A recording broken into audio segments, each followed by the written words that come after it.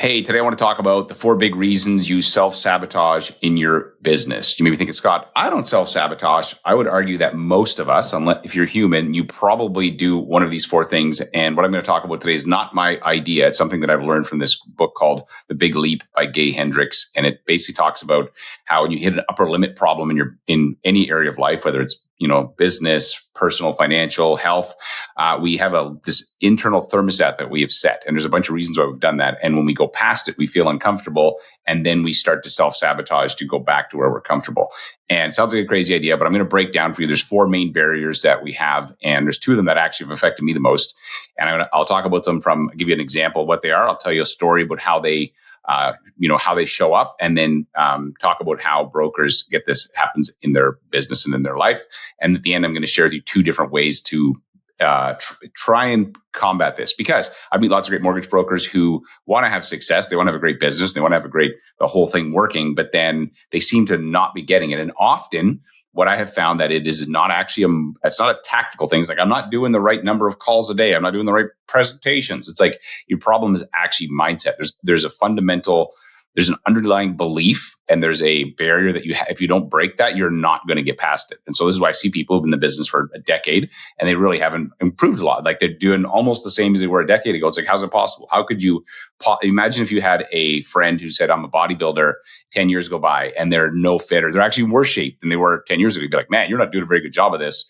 I feel like we can do that in our business because it's kind of hidden. Like bodybuilding, it's obvious. If somebody's working out for 10 years and they're getting fitter, you can see it, but your business can actually not be getting better, and no one knows it but you and maybe your significant other. Hey, I'm Scott Beckford. This is the Adult Mortgage Brokering Podcast, and each week I do a short tactical episode where I dive into some part of the business. This is going to be a little mini series I want to do on mindset. So I'm a big believer in mindset, and I want to talk about these barriers, and I'll still do tactical stuff. But again, if you get the mindset right, like I've said this before, if I give you bad tactics, like literally give you really bad advice, but you have a good mindset, and I call you in 4 months and say how it's going, you're going to be like, it's amazing. I'm killing it. And I'm like, of course you are. Conversely, I gave you really good tactics and you have a bad mindset, and I call you in 4 months, you're like, it's not working. It's this person's fault. It's that, the stars didn't align. I didn't get hugged enough as a kid, whatever. You'd come up with all these, you work so hard to come up with the excuses. And it's because the mindset actually is critical. And one of my coaches said to me many years ago is, if your tactics and strategies like a Ferrari, your mindset's like the gas. You put no gas in it, it doesn't matter that it's 1,000 horsepower, whatever it is. I don't know cars. Maybe it doesn't have a 1,000 horsepower. But you get my point. Is that if you don't have the mindset part of it, you'll never actually apply the things you need to apply. Okay, so let's jump into it. And just a quick, I'm Scott Beckford, the founder of this podcast. I'm also the founder of Bricks Mortgage. And let's jump into this. And at the end, I'll talk about 2 ways you can do it. So before I start talking about these barriers, I want to talk about a concept that I learned from a friend of mine. I'll probably do another episode on this at some point. And it's from NLP, neuro-linguistic programming, which is think of it like, when you see hypnosis and stuff, that's sort of like NLP. And some of it could be frou-frou. Some people, they take it too far. They think you can be like a Jedi and be like, these are not the droids you're looking for. That's not actually the case. But our language does affect others and ourselves a lot, and being mindful of the language that you use. And so in NLP, one of the things I learned from my friend who got certified in this is that there's just 4 parts to this. It's the story that we tell ourselves affects the way that we feel. The way we feel affects the way that we act, and our actions affect our results.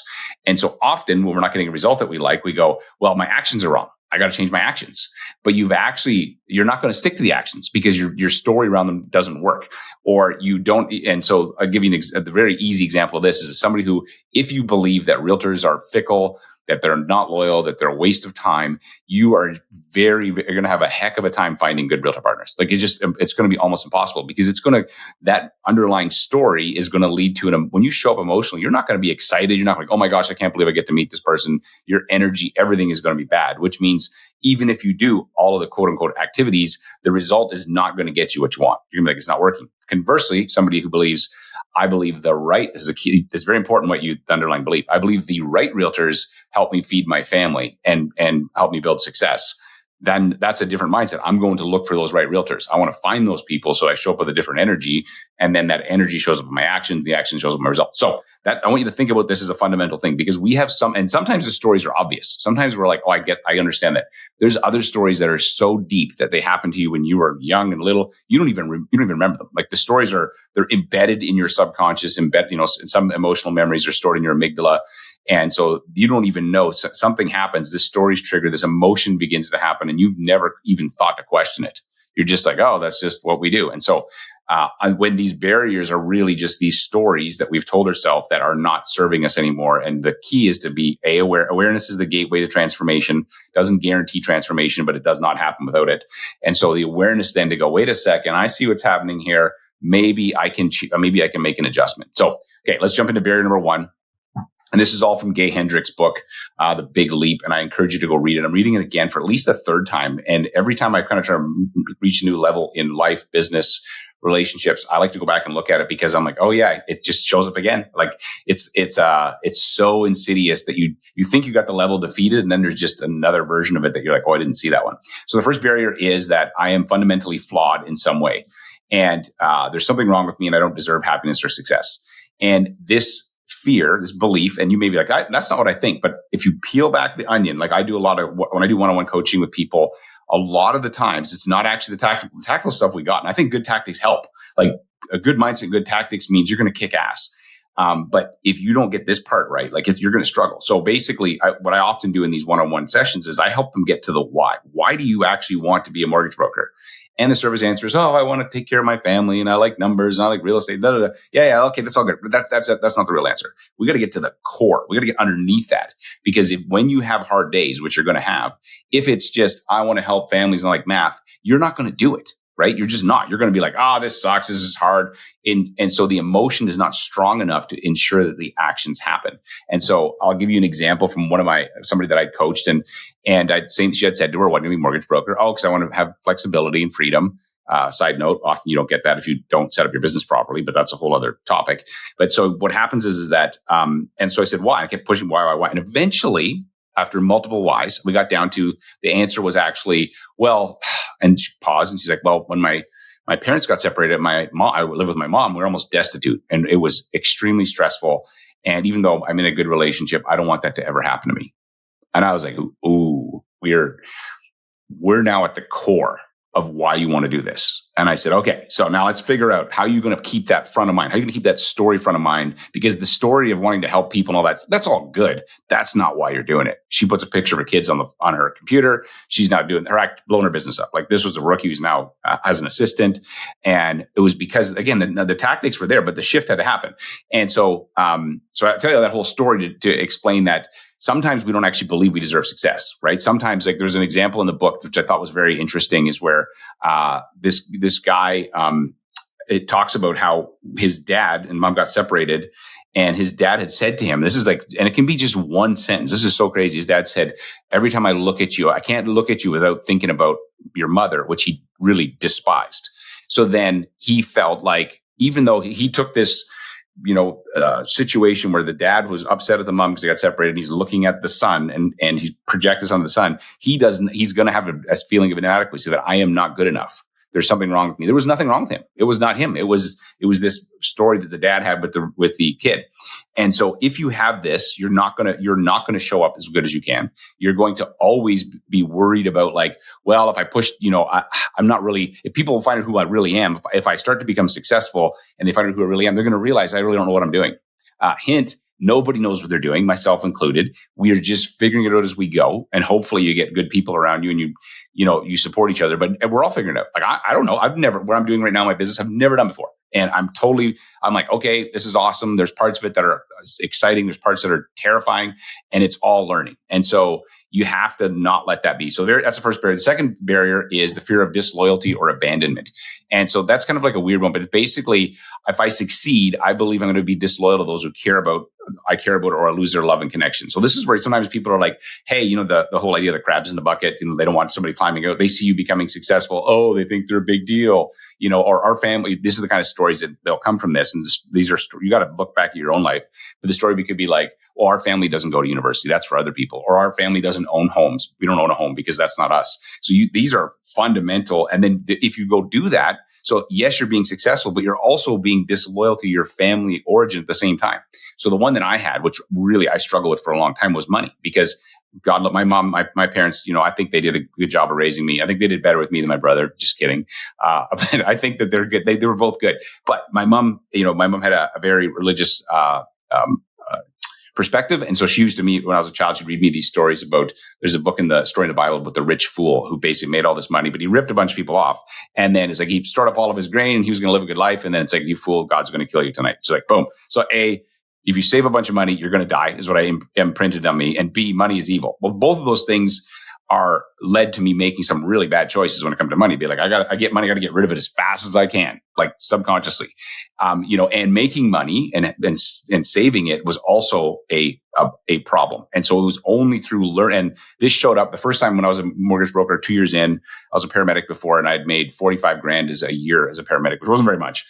And, because I was like on call and stuff. It wasn't like a full-time schedule. And then when I made over 80,000 in a month, and I literally, my mind was blown at the time. And I was like, I do not like that's not me, right? I'm not. And then I tanked my business after that for multiple months. It kind of went down because I was like, I can't handle this. And this shows up when people, they win the lotto. Like how many, the stats on people who win the lotto in 5 years, a lot of them are back to where they started because they actually don't fundamentally, they're being disloyal to their family of origin. So that's the second. So being fundamentally flawed in some way. The second is disloyal to your family. Third is believing success creates a bigger burden. This is the one I struggle with too. So more success creates more problems and responsibilities that I can't handle. I think it was Biggie. Maybe I'm wrong in this. If you can message me, more money, more problems. But and I definitely have felt that if I want to have a successful business, then I can't also have a successful relationship. I can't also have be healthy, right? There's a trade-off here. And I got to be honest with you. This one has been challenged by my buddy, Wally Eliberry, who I talked about numerous times on the podcast, but the author of 24/7 Mindset. And so he was, in 2012, working 80 hours a week, speaking on stage, doing 40, 50 million a year. And everybody's saying he's success. And he's like, this sucks. And so he's like, well, how do I double my income and my time off? Right? The question matters. If you just say, how do I double my income? Cool. You can probably do that. But if you say, and add in that other part, you're like, well, now I got to get really creative. And so he did. He's since gone way past that in terms of production. And now he's able to take 20 weeks of holidays and has a great mortgage business. And so it's not true that the bigger you grow your business, the more difficult it is. In fact, if you set it up properly, it actually gets easier. Right? Like even the very first time you'll notice this is that if you're doing this yourself, when you get your first fulfillment person who helps you with documents, you're like, oh my gosh, where did all this time come from? Right? So does that mean that more success gave you a bigger burden? No. That means now you have to manage that relationship and you have to coach them and train them, but it's a good trade-off for the amount of time that you get back. So the first barrier, as I said, was the barrier of being somehow fundamentally flawed. The second is disloyalty and abandonment. The third is more success equals more burden. And then the last one, which is called the fear of outshining others. And so this is like, if I shine too bright, I'll make others feel bad or I'll overshadow them. And this comes from feeling guilty. And so there's two things that you can do. You can either diminish your effort. You don't want to shine too much, or you diminish your joy in it. So you want to turn down the enjoyment. So you're like, I don't want to act like I'm enjoying this because I really am, but I also don't want anybody else to feel bad. Right. And there was a story in the book, which I thought was fascinating, about a guy who he was a concert pianist or whatever. And he got a piano.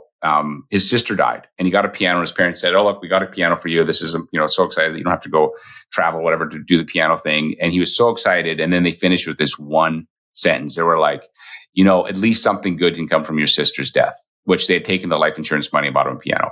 So now it's like, oh my gosh, I feel like this, thing, it's tied to this death of my sister. And I'm like, if I'm successful, I'm also like, you can imagine internally, if you don't deal with this crap, it's going to show up. And I don't know what your stories are. Like, I don't know you.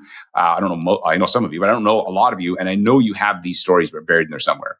And so you can take all the training you want. You can do all the tactical stuff. You can do all the scripting. But if you don't break these down for yourself and start to sort out, okay, how do I get over these? You're always going to run into a problem. The last thing I'll say about this is that the way he describes it is, he calls it the upper limit problem, is when we hit a ceiling of success of whatever that is in any area of our life, we have this thermostat that we've set subconsciously in most cases. And when we go past it, we are going to do everything we can to get back to where we're comfortable.